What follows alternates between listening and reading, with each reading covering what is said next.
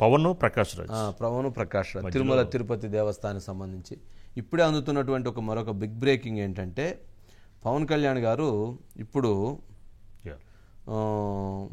ఇది తిరుమలలో జరిగినటువంటి అపవిత్రానికి నిరసనగా ఏడుకొండల వారిని క్షమించమని కోరుతూ 11 రోజుల పాటు ప్రాయశ్చిత్త దీక్షని ఆయన చేస్తున్నానని చెప్పని పవన్ కళ్యాణ్ గారు ట్వీట్ చేశారు.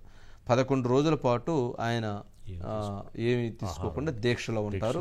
11 రోజుల తర్వాత ఆయన వెంకటేశ్వర స్వామిని దర్శించుకోవటానికి నిర్ణయించుకున్నటువంటి పరిస్థితి ఉంది. అంటే ఇది మొత్తం కూడా గత ప్రభుత్వ హయాంలో అపవిత్రం అయిపోయింది, అపవిత్రానికి పాల్పడ్డారు. వైఎస్ఆర్సీపీ పార్టీ వాళ్ళు చేసినటువంటి ఏదైతే అక్కడ జరిగినటువంటి ఆ నేరానికి, అక్కడ జరిగినటువంటి ఆ పాపానికి ఒక ప్రాయశ్చిత్తంగా తన వంతుగా తన బాధ్యతతో 11 రోజుల పాటు దీక్షను చేయటం ద్వారా తన వంతుగా తాను కొంత దేవస్థానానికి చేసి నేను కొంత నా బాధ్యతగా నేను చేస్తున్నాను, స్వామి క్షమించు, ప్రజలని మమ్మల్ని అందరినీ క్షమించు, వాళ్ళు చేసినటువంటి దుర్మార్గమైనటువంటి చర్యకి చేసినటువంటి మీకు జరిగినటువంటి ఒక పొరపాటుకి లేదా భక్తులు జరిగినటువంటి ఒక పొరపాటుకి అందరి తరపున నేను ఒక ప్రాయశ్చిత్త దీక్ష చేస్తున్నానని చెప్పని ఆయన 11 రోజుల పాటు దీక్షకి ఆయన దిగుతూ ఉన్నారు. ఆ దీక్ష ద్వారా ఆయన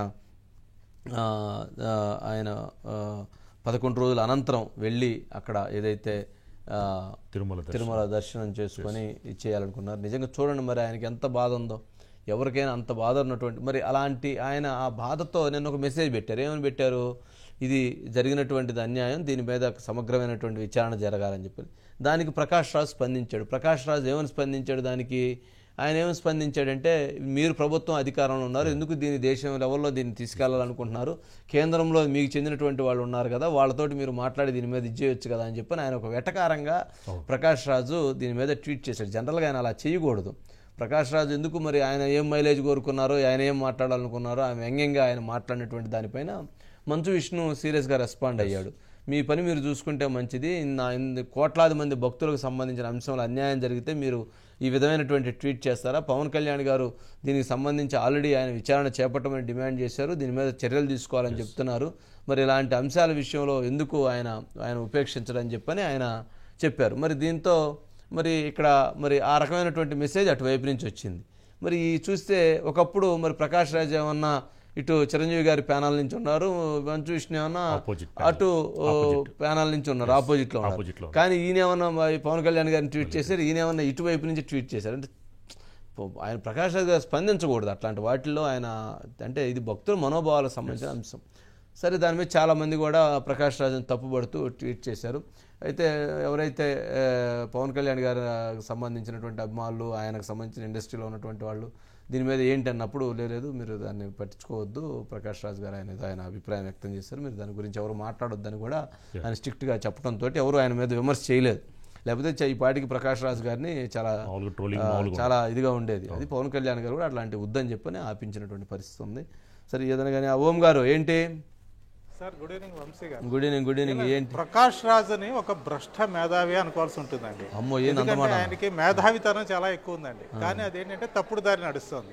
అంటే బీజేపీ మీద ఆయన ఉన్నటువంటి కక్ష కావచ్చు, కార్పణ్యాలు కావచ్చు, ఏదైనా కానీ బీజేపీ మూడోసారి అధికారంలోకి రాదు అని ఆయన గట్టిగా నమ్మిన తర్వాత బీజేపీ ఒకసారి అధికారంలోకి వచ్చేసరికి ఆయనకి రకరకాలుగా భ్రమలన్నీ తొలగిపోయినాయి. ఏంటి మనం దేశవ్యాప్తంగా దానికి వ్యతిరేకంగా ఇంత పని చేసినా కానీ ఇలా ఎందుకు జరిగింది అన్నది ఒక బాధ. ఈలోగా కూటమి ప్రభుత్వం ఇటు ఏపీలో పవన్ కళ్యాణ్ గారు బీజేపీతో కలిసి తెలుగుదేశాన్ని కూడా తనతో పాటు తీసుకెళ్లి అక్కడ కూటమి ప్రభుత్వం వచ్చేసిందండి. దాంతో ఆయనకి ఏం అర్థం కావట్లా. అలాగే ఇక్కడ కేసీఆర్, కేటీఆర్కి ఆయన మంచి దోస్తుగా ఉన్నారు. ఇక్కడ కాంగ్రెస్ పార్టీ వచ్చింది. దాంతో ఏం చేయాలో తెలియక ఇందాక మీరు అన్నట్టుగా ఒక రకమైనటువంటి మైలేజీ కోసమని అనుకోవచ్చు, లేకపోతే అనవసరమైన విషయాల్లోనండి. పవన్ కళ్యాణ్ గారు చెప్పింది ఏంటంటే సనాతన ధర్మ రక్షణ బోర్డును ఒకటి ఏర్పాటు చేస్తే బాగుంటుంది. ఇలాంటి సమస్యలు వచ్చినప్పుడు దేశవ్యాప్తంగా వచ్చినప్పుడు ఆ దేవాలయాల పరిరక్షణ కావచ్చు, దానికి సంబంధించినటువంటి లోటుపాట్లు కానీ లేకపోతే దానికి సంబంధించిన బెటర్మెంట్స్ గురించి ఆలోచించడానికి ఒక వ్యవస్థ అనేది ఉండాలి అని చెప్పారండి. దానికి ఇప్పటికే దేశంలో మతాల మధ్య సామరస్యత లేదు, మీరు ఇవన్నీ కూడా ఎందుకు రెచ్చగొడుతున్నారు, దేశవ్యాప్తంగా తిరుపతి లడ్డు గురించి ఎందుకు ఇంత ప్రచారం చేస్తున్నారు అని ఒక పిచ్చి ట్వీట్ చేశారండి. అది చాలా మంది హర్ట్ చేసింది. అంటే పవన్ కళ్యాణ్ మీదో లేదా బీజేపీ మీద మీకు కోపం ఉంటే వ్యక్తిగతంగా వాళ్ళ చర్యల్ని, వాళ్ళ నిర్ణయాల్ని ఇది చేయొచ్చు, కానీ ఒక తిరుపతి లడ్డుకు సంబంధించి తిరుపతిలో జరిగినటువంటి అపచారానికి సంబంధించి డిప్యూటీ సీఎం హోదాలో ఆయన అదేదో స్టార్ గానో లేకపోతే నటుడుగానో కాదు, డిప్యూటీ సీఎం హోదాలో ఆయన తన అభిప్రాయాన్ని ఇలా నిర్ణయం తీసుకుంటే బాగుంటుంది అని చెప్పినప్పుడు దానిని కూడా స్వీకరించలేక పెడార్థాలు తీసి ఏదో దేశం తగలబడిపోతున్నట్టుగాను ఈ ట్వీట్తో అదేదో ఇంకా అగ్గినికి ఆగ్యం పోసినట్టుగా అవుతుంది అన్నట్టుగా ఆయన మాట్లాడడం అన్నది కేవలం జనసేన పార్టీ వాళ్ళని కాదు, కూటమిలో ఉన్న వాళ్ళని కాదు, సాధారణమైన హిందువులను కూడా చాలా బాధకు గురిచేసిందండి. ఎందుకంటే ప్రకాష్ రాజు ఇలాంటి వ్యాఖ్యలు చేయడం అనేది చాలా కామన్. సరే పార్టీల పరంగా చేస్తారు, లేకపోతే ఆయనకు నచ్చని వ్యక్తుల మీద చేస్తారు. కానీ తిరుపతి ఇష్యూలో కూడా ఆయన తలదొరచడం ఏంటి, ఇది పెద్ద దారుణమైనటువంటి విషయము అని చెప్పేసి అందరూ అనుకున్నారు. ఇక మా అధ్యక్షుడిగా ఉన్న మంచు విష్ణు అయితే ఒక అడుగు ముందుకే వేశారు. సార్ పవన్ కళ్యాణ్ గారు అన్నదంటే తప్పే ఉంది, అసలు ఇందులో మతం రంగు ఎక్కడుంది? ఒక ధర్మానికి జరిగిన అన్యాయాన్ని సరిచేసుకోవాలని ఆయన చెప్తున్నారు, దాన్ని ఎలా రెక్టిఫై చేసుకోవాలో చూద్దామని అంటే దానికి మత రంగు పులివి. కాబట్టి ఇది పద్ధతి కాదు ప్రకాష్ రాజ్ గారు, మీ హద్దుల్లో మీరు ఉండండి, మీరు ఎక్కువ మాట్లాడుతున్నారు చాలా అని చెప్పి అంటే దానికి కూడా ఆయన అంటే మీ అభిప్రాయాలు మీకుంటాయి, నా అభిప్రాయాలు నాకుంటాయి, అది మీ పర్సెప్షను, ఇది నా పర్సెప్షను అంటే మళ్ళీ వ్యంగ్యంగా మా అధ్యక్షుడికి కూడా ఆయన ఎక్స్లో మళ్ళీ సమాధానం చెప్పారు. ఏదేమైనా కానీ ఈ రోజున ప్రకాష్ రాజ్ చేసినటువంటి వ్యాఖ్యలు ఏవైతే ఉన్నాయో దానికి టోటల్గా యూ టర్న్ తీసుకుంది, బూమరాంగ్ అయింది. కనీసం ఇప్పుడైనా కాస్త అంటే నిజంగానే మేధావి అండి, అందులో సందేహం లేదు. బట్ ఆ మేధావితనాన్ని తన దగ్గరే పెట్టుకుని ఇలాంటి సెంటిమెంట్ విషయాల్లో తలదొచ్చకుండా ఉంటే బాగుంటుందని అందరూ అనుకుంటున్నారు. రైట్. ఇప్పుడు అదే పవన్ కళ్యాణ్ గారు కూడా ఏదైతే తను దేవుడా క్షమించు అంటూ శ్రీ శ్రీనివాస వెంకటేశ్వర స్వామిని క్షమించమని కోరుతూ ఆయన ప్రాయశ్చిత్త దీక్షని 11 రోజుల పాటు నిర్వహిస్తున్నారు. దీనికి తిరుమల లడ్డీ కల్తీ నేపథ్యంలో అంటే తిరుమల కల్తీ లడ్డుని చేసినటువంటి వైఎస్ఆర్సీపీ పార్టీ హయాంలో జరిగినటువంటి ఏదైతే భక్తుల మనోభావాలు దెబ్బతిన్నాయో, స్వామివారికి ఎక్కడైతే ఆగ్రహం వస్తుందో, స్వామివారు ఎక్కడైతే బాధపడుతున్నారో వారందరి తరపున క్షమించమని కోరుతూ ప్రజలందరి తరపున ఆయన ప్రాయశ్చిత్త దీక్షను 11 రోజుల పాటు నిర్వహిస్తున్నారు. మనం చూస్తే విజయవాడ గుంటూరు మధ్యలో ఉన్నటువంటి కాకాని దగ్గర ఉన్నటువంటి దశావతార వెంకటేశ్వర స్వామి టెంపుల్ ఉంటుంది. చాలా పవిత్రమైనటువంటి టెంపుల్ దశావతార వెంకటేశ్వర స్వామి. అక్కడ ఉన్నటువంటి నేషనల్ హైవే మీద పక్కన చూస్తే ఆ టెంపుల్ దేదీప్యమానంగా అక్కడ ఉండేటువంటి పరిస్థితి ఉంటుంది. అక్కడ ఉన్నటువంటి భక్తులు ఎంతో నమ్మకంతో ఉండేటువంటి దశావతార వెంకటేశ్వర స్వామి ఉంటారు.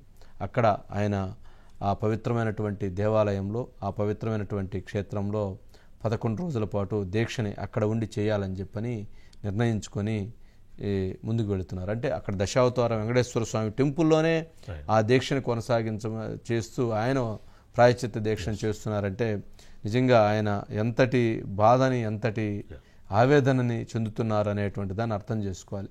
అంటే స్వామివారికి ఎంతటి ఆగ్రహం వస్తుందనేటువంటి దాన్ని కూడా అర్థం చేసుకోవాలి. అంటే ఆ ఆగ్రహాన్ని తగ్గించమని కోరుతూ, ఆగ్రహాన్ని ఏదైతే భక్తుల విషయంలో లేదా స్వామివారి విషయంలో జరిగినటువంటి అన్యాయాన్ని క్షమించమని కోరుతూ కూడా ఆయన 11 రోజుల పాటు దీక్ష చేస్తున్నారు. ఈ ప్రాయశ్చిత్త దీక్షని చేస్తున్నటువంటి పవన్ కళ్యాణ్ గారు ఒకవైపు, మరి ఈ ఘోరాన్ని చేసినటువంటి ఈ నేరానికి పాల్పడినటువంటి వాళ్ళందరూ కూడా సవాళ్లు వేస్తూ ప్రతి సవాళ్లు చేస్తూ దాని మీద ఇంకా కూడా ఆ జరిగినటువంటి తప్పుని క్షమించమని కోరకుండా, జరిగినటువంటి పొరపాటుని క్షమించమని కోరకుండా ఇంకా రాజకీయపరమైనటువంటి అంశాల గురించి మాట్లాడుతూ దేవుడు ఆగ్రహానికి స్వామివారి ఆగ్రహాన్ని మరింత పెంచే విధంగా చేయటం అనేటువంటిది బాధాకరమైనటువంటి విషయం.